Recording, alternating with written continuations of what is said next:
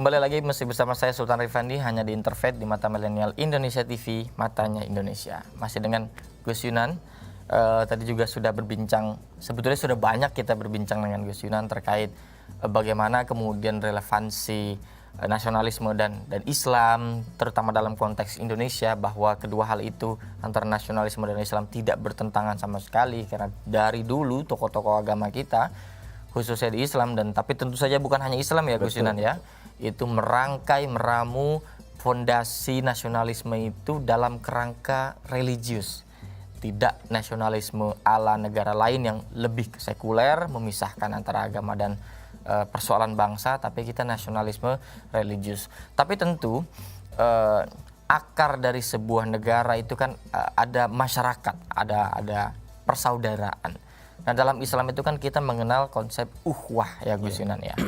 Nah, bagaimana kemudian konsep ukhuwah ini mampu diterjemahkan oleh masyarakat sehingga relevan dengan pondasi-pondasi nasionalisme ini Gus Yunan? Iya. Di dalam agama kita yang dirumuskan oleh ulama-ulama kita sendiri ada 3 setidaknya ya bentuk ukhuwah itu, bentuk persaudaraan. Persaudaraan ukhuwah Islamiyah, persaudaraan karena sesama muslim ya, kemudian ukhuwah watoniyah, persaudaraan karena kita punya negara bangsa yang sama yang harus kita rawat, kita wariskan dalam keadaan yang penuh kemahrifah kepada generasi selanjutnya, kita wariskan mentalitas-mentalitas yang baik untuk generasi selanjutnya. Dan juga ada ukhuwah basyariyah atau ukhuwah insaniyah, persaudaraan sebagai kemanusiaan. Meskipun sesungguhnya ada sebagian ulama kita Mas Sultan yang ukhuwah Islamiyah ini sesungguhnya sudah mencakup semuanya Mas Sultan. Oke. Karena ukhuwah Islamiyah ini yang disebut maknanya adalah ukhuwah persaudaraan yang Islami sesungguhnya. Oke. Nah, namanya persaudaraan kan sudah diatur oleh teks-teks agama kita, Quran, hadis, bagaimana Nabi Muhammad itu umpama menyatakan bahwa muslim itu yang menyelamatkan muslim lainnya dari tangan dan lidahnya. Tapi dalam riwayat Ahmad yang menyelamatkan orang lain. Ya. Jadi sesama itu selamat dari lidahnya, dari tangannya. Nah, ini ketika konsep negara apapun, ketika seseorang itu, seorang muslim diniati mengamalkan ajaran agamanya, dia tidak menunggu negara itu menjadi negara Islam. Itu Allah melihat. Tetap ada ridho Allah, tetap ada pahala Allah yang menanti untuknya. Jadi ukhuwah Islamnya ukhuwah yang dibangun oleh ajaran agama Islam, bukan saja terhadap muslim, tapi terhadap yang lain. Aturan-aturan yang diajarkan Nabi Muhammad berinteraksi di Madinah, ya kan, sebagai membangun suasana demokrasi benar-benar ya, membangun kesepakatan. Yuk kesepakatan, ini kita bangun apa hal-hal bersama yang perlu kita dudukkan.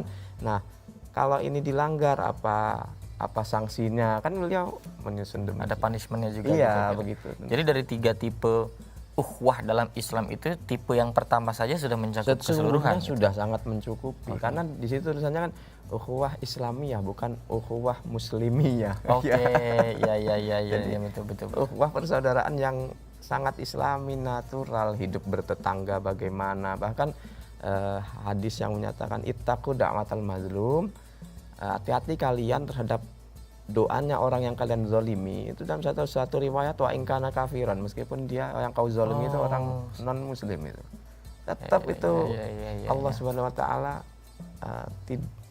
tidak sare gitu ya.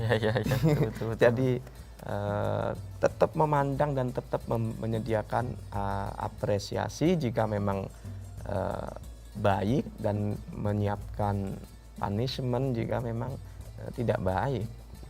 Kalau ukhuwah watoniyah tadi yang tipe kedua itu bagaimana Gus maksudnya? Jadi ukhuwah yang dibangun bahwa kita punya waton yang sama ini, bahwa kita punya kesadaran kebangsaan yang sama. Kita punya kalimat sawa, bahwa Muslim, kan hadis Nabi itu gini Mas Sultan ya, al muslimuna ala syurutihim, umat Islam itu terikat dengan janji-janjinya. Nah, umat Islam kita sekarang ini, kita harus punya kesadaran sejarah bahwa di Indonesia itu dulu sudah ulama-ulama kita mengawali lahirnya bidan ini ada perjanjian-perjanjian yang sudah dibangun bersama untuk negara kita. Nah, kita tetap terikat pada itu, ya. Nah, seperti Pancasila, ya, itu semua kan dijiwai oleh agama, ya, oleh kebaikan-kebaikan, oleh agama kita, ya. Qul huwallahu ahad, menjiwai seluruhnya. Bukti nyata kalau kita itu bertauhid, ya, keadilan sosial, gitu, dan pemerataan, konsep berbagi dalam agama kita. Artinya fondasi Pancasila pun itu tidak bertentangan dengan Islam, ya, Gus? Sangat tidak bertentangan. Itu justru ijtihad dari ajaran-ajaran agama Islam yang diwujudkan secara nyata dalam konteks keindonesiaan. Oke, jadi memang tidak salah juga artinya kalau misalkan seluruh konsep yang ada di Islam itu sama sekali tidak bertentangan, ya, Gus, ya? Enggak ada. Oke. Ada bertentangan. Kalau tadi kan tipe ukhuwah Islamiyah, ukhuwah watoniyah, yang ketiga itu apa tuh? Ukhuwah basyariyah, atau itu bagaimana ukhuwah maksudnya? insaniyah, ukhuwah kemanusiaan. Ukhuwah kemanusiaan, yaitu kita mohon maaf, Gus, karena kan basyar itu maksudnya di bahasa Arab tuh apa? Apakah memang terjemahannya kemanusiaan, atau bagaimana? Manusia. Jadi boleh disebut basyar itu ya manusia lah, begitu lebih enaknya, ya. Oke. Yaitu persaudaraan yang tidak terikat kepada bangsa, tidak terikat pada suku, ras, golongan, tapi ya memperlakukan orang lain paling awal ya sebab engkau manusia. Dan itu sangat didukung kan oleh konsep agama Islam, ya, bahwa siapapun manusia itu Allah lah yang menciptakannya. Lah, kita menghargai, bentuk kita mencinta pada Allah itu adalah kita menghargai karyanya, menghargai ciptaannya. Paling awal yang menghargai manusia sebagai manusia, sebagai dia ciptaan Allah Subhanahu wa taala. Jadi tidak ada dalam tiga tipe itu yang saling bertentangan terhadap nasionalisme dan Islam. Tidak ada. Itu kan tadi dalam konsep ukhuwah, ya, Gus Yunan, ya, per individu dan masyarakat. Nah, dalam konteks yang lebih tinggi dan lebih komunal lagi, tentu ada yang namanya konsep ummah. Iya. Apakah konsep ummah ini lagi-lagi bertentangan dengan nasionalisme ala Indonesia ini, atau justru jangan-jangan juga berkaitan juga dan relevan juga, Gus? Tentu jangan dijawab sekarang, kita akan jawab di segmen berikutnya. Tetap di Interfaith hanya di Mata Milenial Indonesia TV, matanya Indonesia.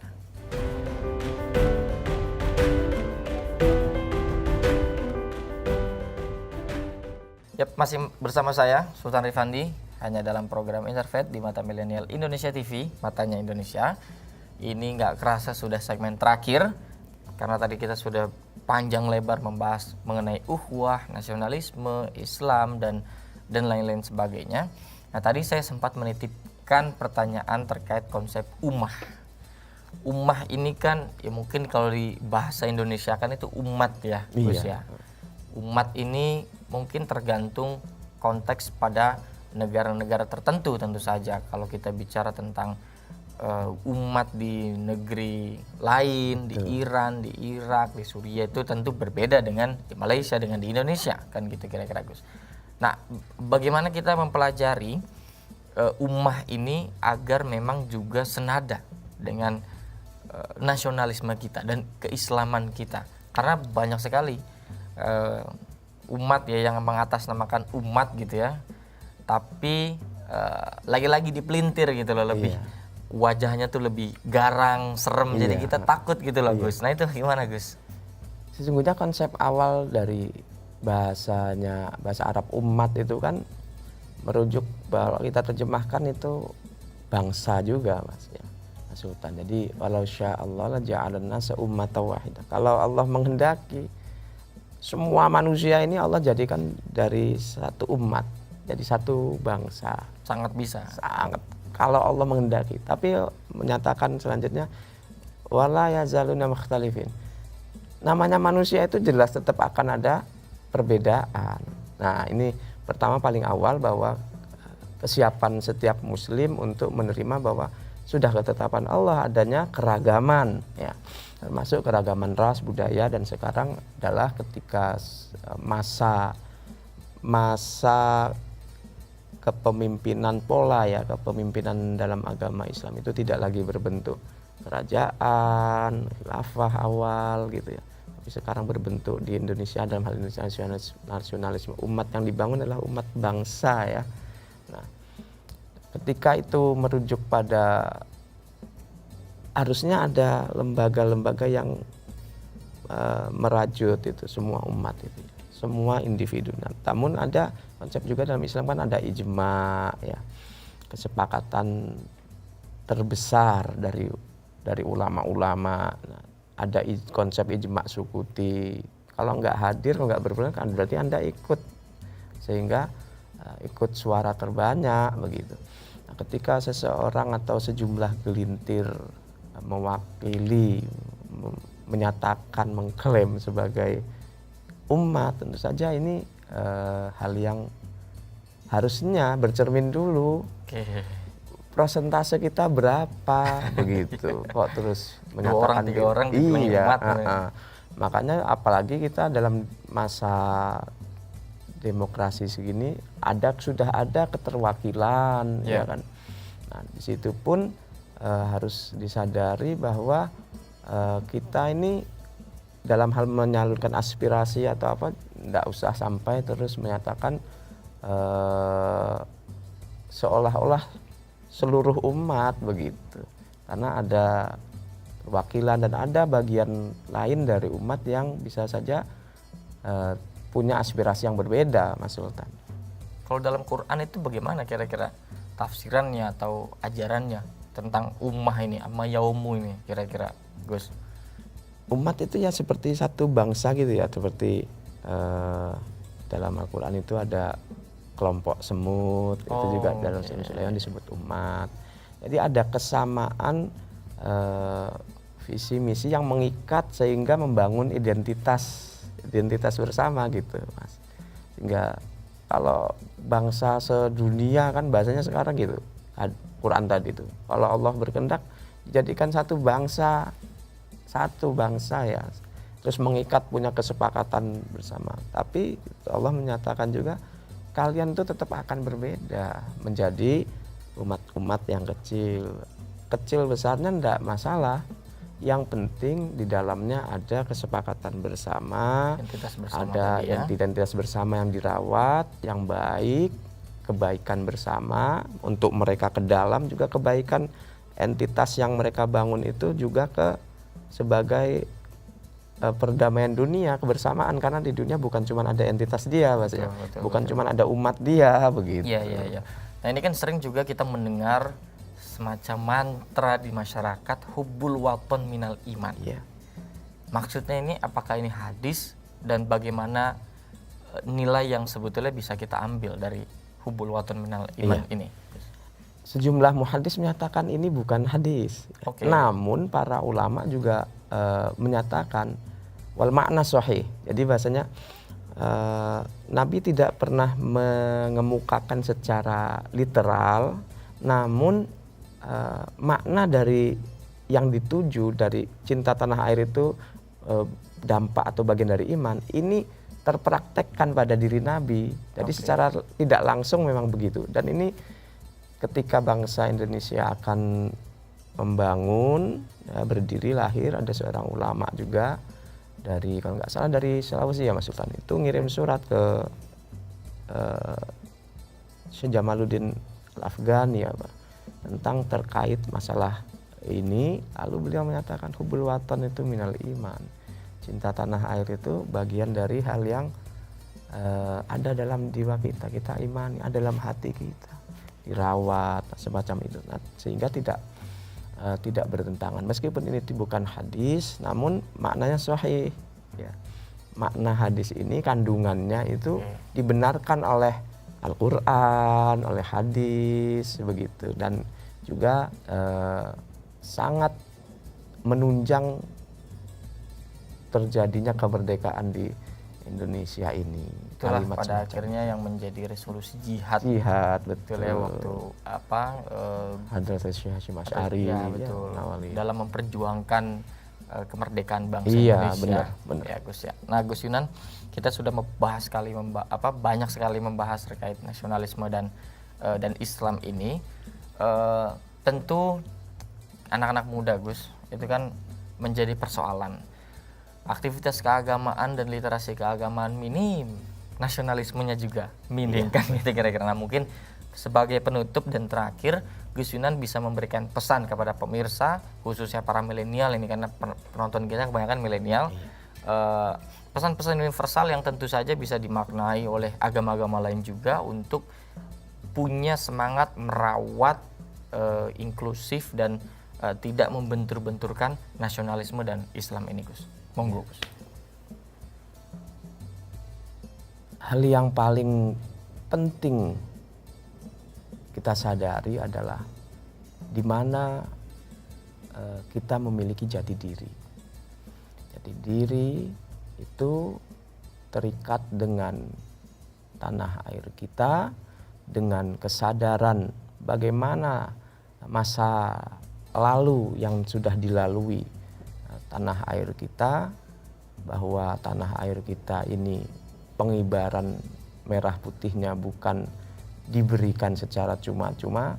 Ini harus senantiasa kita rawat, ingatan kolektif kita wariskan kepada generasi selanjutnya, dan kita wariskan mentalitas untuk cinta tanah air ini wujud nyata untuk membangun dan merawat tanah air ini sebaik mungkin untuk menjadi bangsa yang diridhoi oleh Allah Subhanahu wa taala. Ini terus-menerus harus kita rawat bersama ya. Jangan sampai terlena begitu nikmatnya negeri yang bahasanya Gus tongkat dan kayu jadi tanaman, tancepin aja jadi ini. Begitu mudahnya, begitu indahnya, karena terlalu setiap hari kita lihat terlalu enak, kita nggak menyadari hal ini dianggap hal biasa. Nah ini yang semua harus kita saling mengingatkan. Semua warga negara ini punya kesepakatan bersama, ini bangsa, baik secara fisik dijaga, secara non fisik ya juga jangan sampai tergadaikan, terjual jati diri bangsa kita, budaya-budaya yang terjajah lewat budaya-budaya asing, tidak saling mengenal ya, terus merobek-robek kesepakatan-kesepakatan bersama, namun lebih pada ayo kita rajut, terus-menerus kita rajut, terus kita pupuk kepedulian, kebersamaan kita membangun identitas, merawat identitas dan menjaga identitas bangsa kita ini ke depannya. Siap, luar biasa sekali pesannya. Tentu saja bukan hanya bisa dikonsumsi oleh umat muslim saja, tapi itu pesan universal yang bisa kita sama-sama terapkan, implementasikan dan juga aktualisasikan dalam kehidupan sehari-hari. Terima kasih Gus Yunan telah memberikan banyak sekali materi, pelajaran, insight-nya. Sama-sama. Ya, Mas saya Sultan. ingin mengingatkan kembali kepada para masyarakat milenials dan pada umumnya keseluruhan, bahwa semoga harapannya dari perbincangan kita pada kesempatan kali ini bisa menumbuhkan kesadaran untuk mengimplementasikan apa yang dibicarakan oleh narasumber kita. Dan juga saya ingin mengingatkan, selalu saya ingatkan, tetap jaga protokol kesehatan agar kita terhindar dari gelombang-gelombang virus berikutnya. Jadi sekali lagi terima kasih kepada Gus Yunan. Tetap saksikan episode lainnya hanya di Interfaith di Mata Milenial Indonesia TV. Matanya Indonesia. Terima kasih Gus Yunan. Sama-sama Mas.